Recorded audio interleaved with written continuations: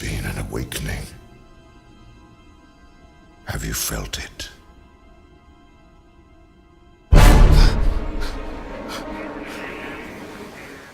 That's right, it's December, and who the fuck cares about Christmas, because The Force Awakens is finally here!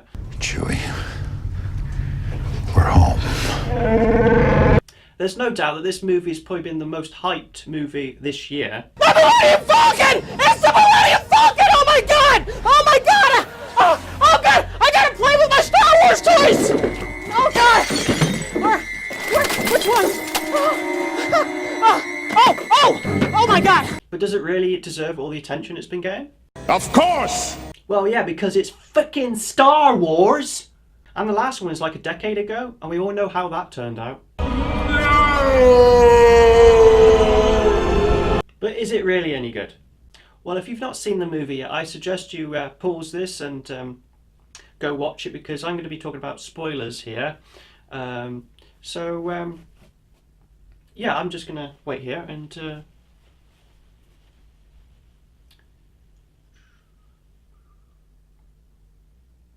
Get on with it. Yes, get on with it! But seriously, if you've not seen the film yet, I suggest you do. And just bear in mind, just lower your expectations just a little bit. Not because it's a bad film, it's not, we'll get into that later.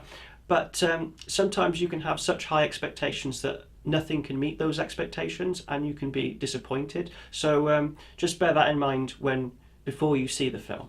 So Star Wars The Force Awakens takes place about 30 years after Return of the Jedi. Luke's gone missing and nobody knows where he is. So Poe Dameron and a certain droid are sent on a mission to find a piece for the map in order to find the missing Luke Skywalker. While on this mission, Poe is captured by the First Order, who is later interrogated by Kylo Ren and then rescued by Finn, who escape and crash land on the planet Jakku. Finn escapes the crash ship and meets up with Rey, who are propelled on an epic adventure. So what did I like about this film? Before I say anything, I just want to make a disclaimer and say I did not hate the prequels. You know, there was a lot of good stuff in the prequels, like this scene. Did you ever hear the tragedy of Darth Plagueis the Wise? What I did hate was that stupid ass cartoon rabbit Jar Jar Binks. Howard. And the stupid, cringe-inducing dialogue. I don't like sand. It's coarse and rough and irritating, and it gets everywhere. And stupid ass Jake Lloyd.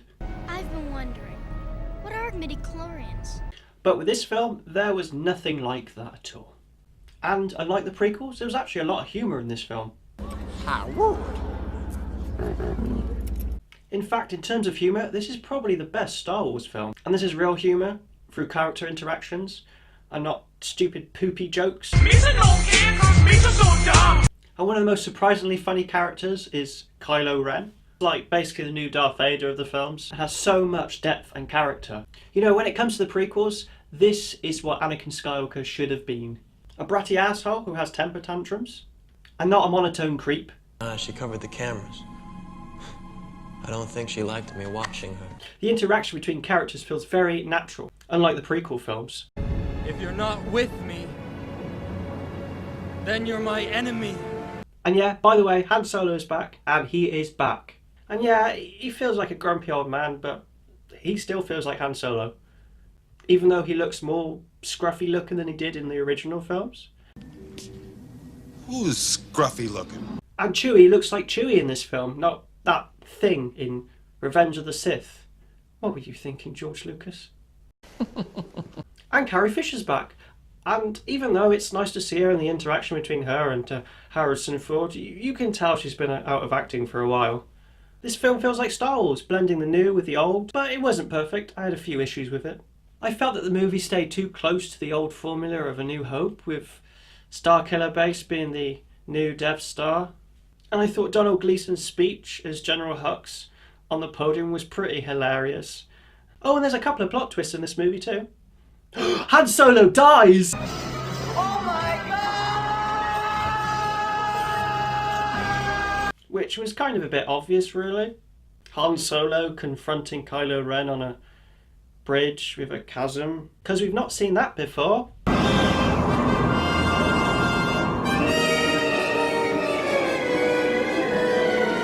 And it's like, it was kind of obvious that was going to happen.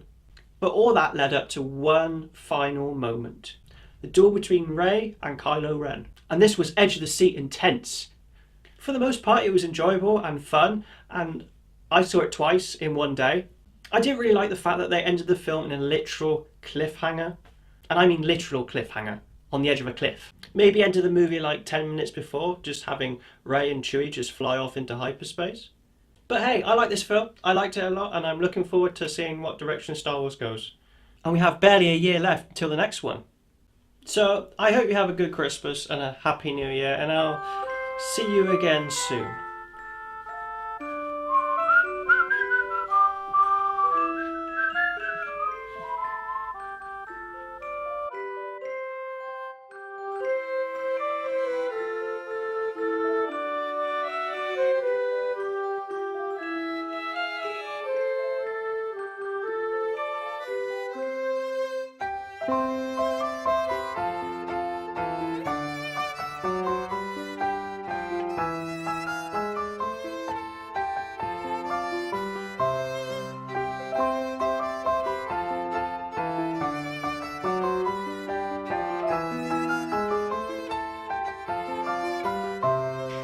Ch-ch.